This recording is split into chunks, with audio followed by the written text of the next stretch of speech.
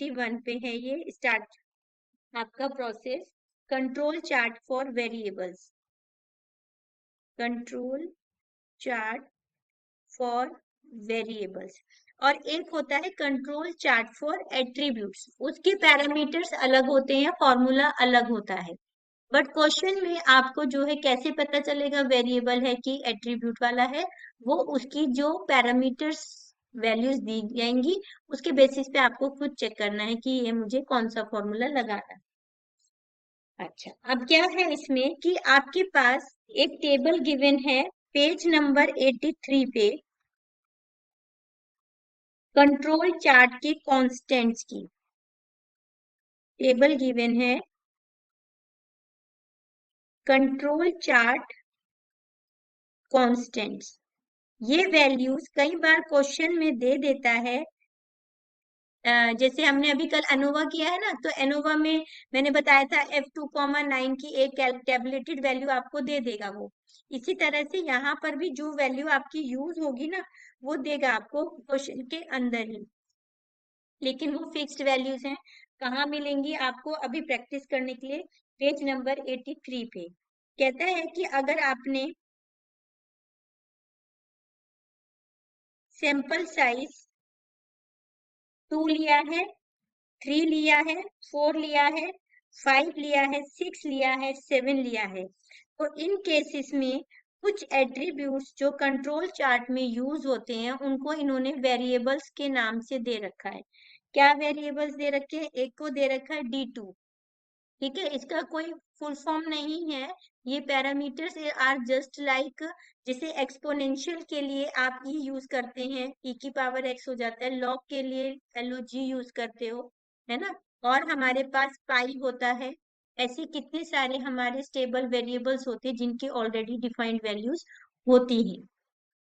तो इसी तरह से इसमें पैरामीटर्स जो हैं आपके B2, A2, D3 and D4, ठीक है। एक ये 2 बार कंट्रोल चार्ट पे क्वेश्चन आया हुआ है, मैं आपको उसकी फोटो भेजूंगी देख के, तो वहां पर वो क्वेश्चन में उन्होंने आपको वैल्यूज ऑलरेडी दे रखी हैं और ये इसी में से दे रखी हैं।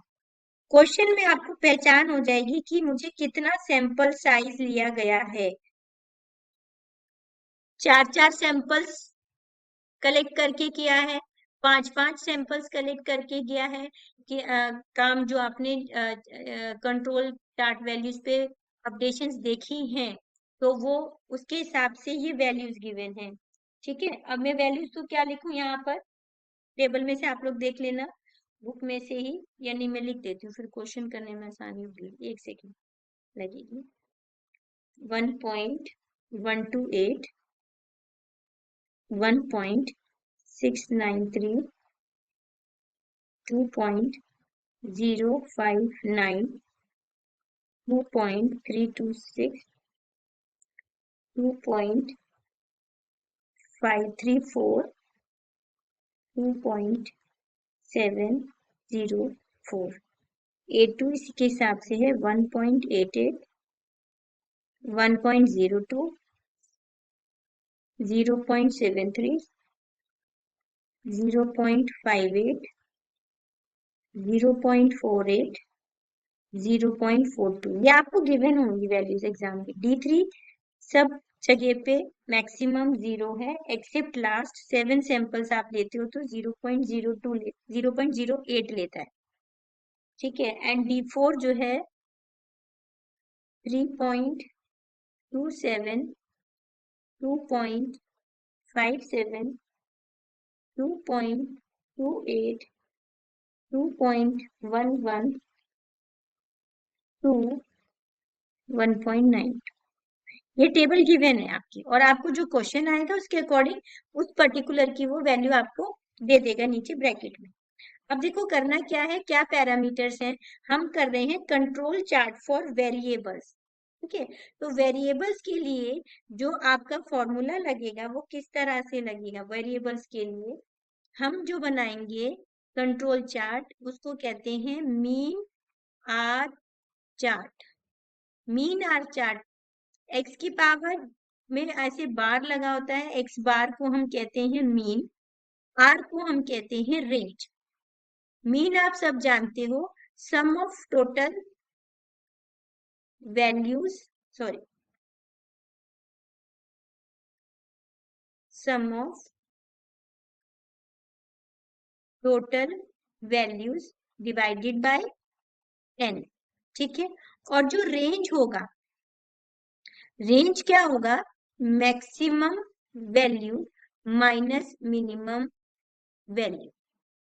ठीक है, अब इसमें क्या है, आपकी बुक में आपको थोड़ी रीडिंग देनी होगी इस वाले पोर्शन में। वो हमें क्या देता है कि रिफिल की, जो मैंने कल आपको बात की थी इंक रिफिल करने की, तो वो चीज को कंट्रोल करने के लिए उसने क्या करा है, 5-5 सैंपल्स उठाए हैं। कैसे उठाए हैं, इन शॉर्ट अगर मैं आपको समझाऊं, तो वो उसने टाइम के अकॉर्डिंग 5-5 सैंपल्स लिए हैं। ठीक है, जैसे 8 बजे जैसे मशीन स्टार्ट हुई, तो उसने 5 रिफिल ले लिए। ठीक है, 5 रिफिल ले ली 8 बजे, तो उसमें देखा किसमें कितनी इंक है। तो 8 बजे वाले जो 5 रिफिल थे, तो किसी में कुछ, किसी में कुछ, किसी में कुछ, किसी में कुछ थी। फिर उसने आधा घंटे बाद 5 रिफिल और उठा लिए, फिर उसमें कुछ कुछ जो भी इंक थी वो हुई। फिर 9 बजे उठा लिए, फिर दोबारा से 9:30 बजे उठा लिए। ऐसे कर करके उसने कितने सैंपल्स लिए, उसने आपको दे रखा है 20 टाइम्स। 20 टाइम्स आपने 5-5 रिफिल चेक करे। तो वो ये कहता है कि अगर हम शॉर्ट स्पैन ऑफ टाइम पे इतने लार्ज प्रोडक्शन एरियाज में अगर सैंपल्स उठाएंगे, तो हार्डली हमें कोई चेंज मिलेगा, हार्डली हमें कुछ मिलेगा। अभी क्या है कि अभी तो इंटरप्शन हो गया और अननेसेसरी का लेबर हो गया। अब आपने बल्क में प्रोडक्शन करना है, हजारों में, 10,000 में, तो अब अगर आप ऐसे थोड़े थोड़े सैंपल्स उठा उठा के चेक करोगे, तो एक्सेस ऑफ लेबर लगेगा, बेफालतू का लेबर लगेगा एक तरह से। ठीक है, तो क्या होता है कि आप over the time period checking करते हैं।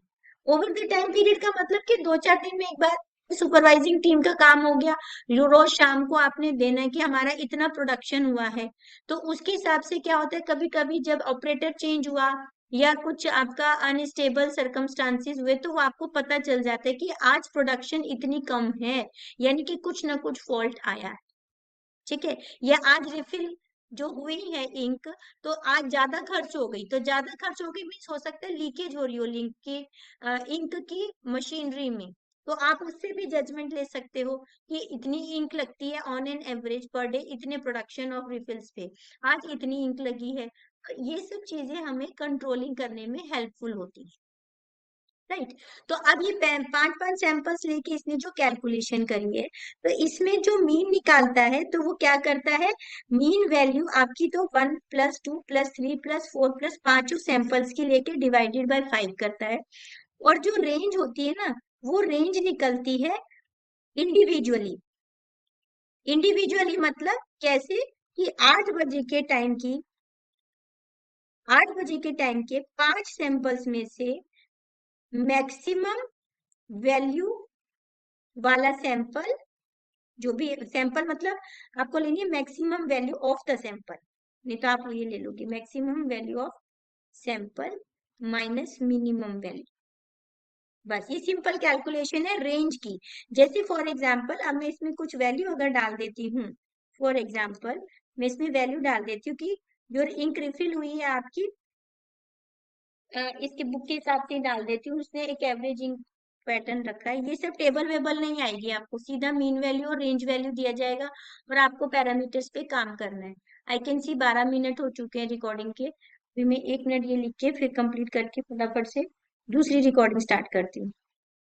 ठीक है, 10.0208, 10.14, फिर 10.110, 10.10 और 10.15 है। इसकी क्या है 10.15, तो मैक्सिमम वैल्यू क्या है इसमें 10.15, तो ये हो जाएगी 10.15। और मिनिमम क्या दिख रही है, ये मैक्सिमम वैल्यू और ये minimum value with in the 8 बजे वाले 5 सैंपल्स में, तो वो क्या हो जाएगी आपकी रेंज हो जाएगी। समझ आ गई ये बात।